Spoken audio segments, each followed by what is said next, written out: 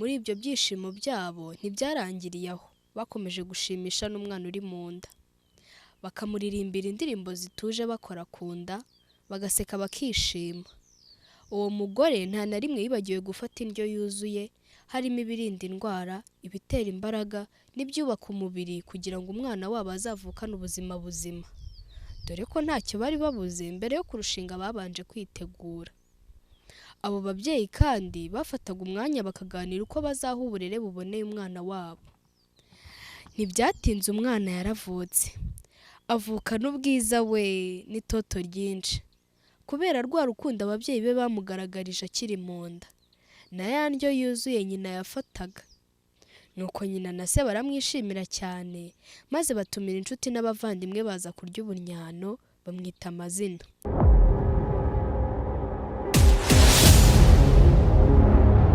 Tubahe ikaze bakunzi b'Umwana TV kuri channel mukunda muri benshi. Muzi ko iyi channel yateguriwe mwebwe aho muri Iburasirazuba, Iburengerazuba, mu Majyaruguru, mu Majyepfo, mu Mujyi wa Kigali ndetse n'i Rwotamasimbi.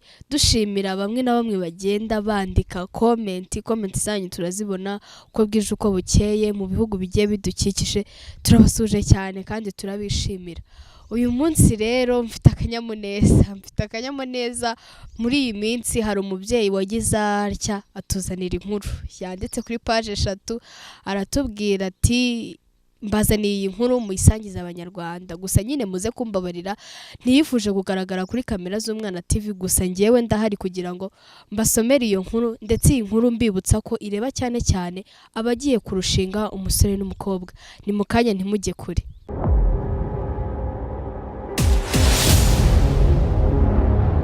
Iyi nkuru rero ivuga ku burere buboneye, inzira y'ejo heza y'umwana. Reka dutangire. Iyi ni inkuru y'umugabo n'umugore barusha kumvira Mucyo na Nkundirumwana Gihozo, bahaye umwana wabo uburere buboneye, inzira y'ejo heza. Ngiye kubabwira aho iyi nkuru itangirira.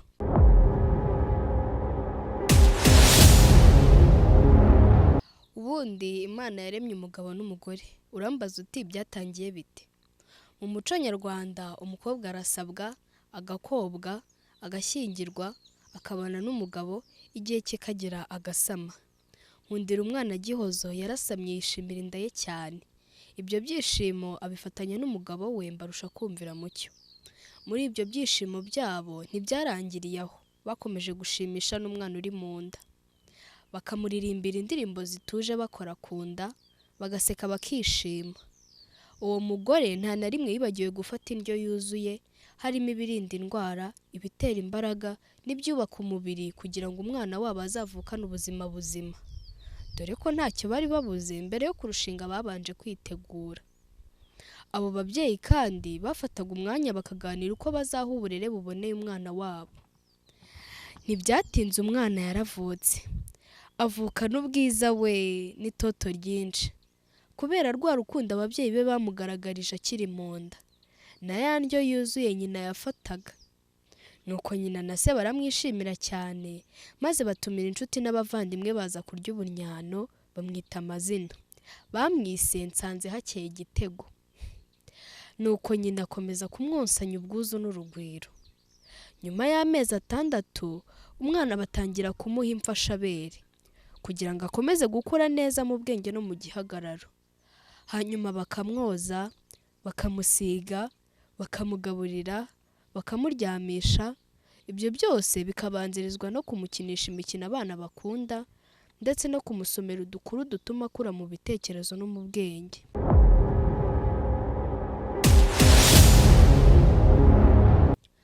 Ntibigeze bibagirwa kandi kumujyana kwa muganga ngo ahabwe inkingo zose zihabwa abana. Igishimishije muri iyi nkuru, umubyeyi w'umugabo yagiraga uruhare runini muri ubwo burere buboneye, inzira y'ejo heza y'umwana wabo. Ntibyatinze umwana agejeje imyaka 4, bamujyanye gutangira ishuri ry'inshuke. Kandi abo babyeyi mu gihe umwana wabo yakinaga, baramwitegerezaga kugira ngo bavumbure icyo azaba cyo mu gihe kizaza, kugira ngo babone aho bazahera bamushyigikira mu nzozi ze. Abo babyeyi kandi mu rwego rwo gushyigikira umwana wabo kugera ku nzozi ze, bafashe ingamba zidasubirwaho zo kuringaniza urubyaro. Ku bujyanama leta ishishikariza abaturarwanda bose, ishingiye ku bana benshi bavuka mu Rwanda, bigatuma abana badashyigikirwa n'ababyeyi mu nzozi zabo. Abo babyeyi birindaga ko umugambi wabo wo gushyigikira umwana wabo mu nzozi ze wagira ikindi kiwurogoye, cyane ko bari bafite ingero nyinshi z'ababyeyi gito bapfukirana impano n'inzozi z'abana babo, bakababuza kwiga, ahubwo bakabatwara mu bucuruzi bababwira ko nibatabikora batabona amaramuko. Abo babyeyi kandi bari basanzwe babona abana benshi bacuruza amandazi, ibigori, ibisheke, amagi, abandi bakikorezwa amazi, abandi bakajya gutashya mu ishyamba ry'inzitane, abatoragura ibyuma n'abahonda amabuye yubaka. Abatarakorerwaga ibyo bahohotererwaga iwabo mu miryango. Ngaya amakimbirane y'ababyeyi imbere y'abana babo, nuko urugo rukarara rushya. Bwacya mu gitondo umwana akababarira mu buryo bukomeye, ntajye ku ishuri, ntagaburirwe, n'ibindi byinshi umwana yagakwiriye gukorerwa ntabikorerwe.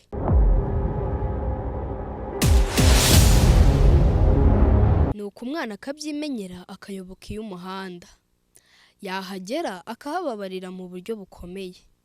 Abamukubita inkonji, abamucira mu maso, abamwita amazina ngo ni mayibobo, ngo ni igisiga, ngo ni ingeruza, n'andi mazina menshi ababaje. Bamwe muri abo bana babyara abandi bana. Nuko inzozi z'ubuzima bwabo bari kuzabonera iwabo mu miryango zigasibangana burundu.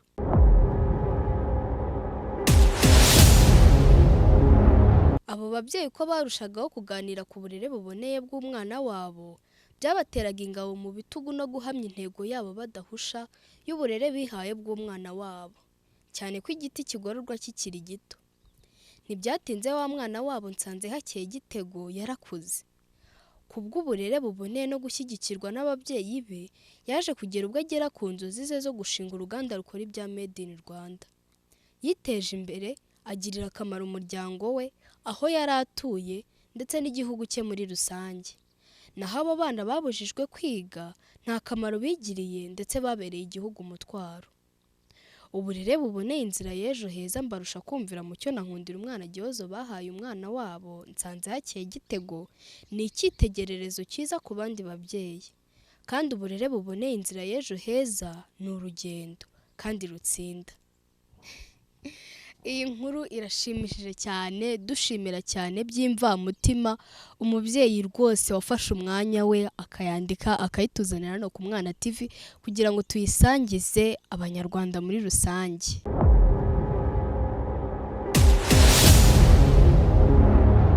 Mu by'ukuri mwabyumvise, iyi nkuru irashimishije cyane. Bakunzi b'Umwana TV, ni iki tuba tubifuzaho? Ni iki tuba tubifuzaho? Tuba twifuza ibitekerezo byanyu, tuba twifuza imbaraga zanyu kugira ngo uburere bw'umwana bukomeze bwubahirizwe. Murumva ko uyu mubyeyi ajya kwandika inkuru yibanze cyane ku burere bw'umwana, ndetse abwira umusore n'inkumi bagiye kurushinga ko babanza bakitegura, atari ukuvuga ngo tugiye kurushinga ibintu nk'ibyo, bagatunganya ibintu byose ariko ntibite ku burere bw'umwana uburyo bazabutanga. Mu gihe wagize uwo mugisha wo gutwita kugira ngo uzabyare, teganyiriza umwana wawe. Umwana agomba gusigasirwa, agateganyirizwa buri kimwe. Mwabyumvise ko uyu mwana bitewe n'uburyo yarezwe neza, bitewe n'uburyo ababyeyi be bakomeje kumushyigikira kugera ku nzozi ze, yaje kuzigeraho koko zo gushinga uruganda rukora ibya Made in Rwanda, ateza imbere igihugu cye ndetse n'aho yari atuye, ndetse nawe ubwe yiteza imbere.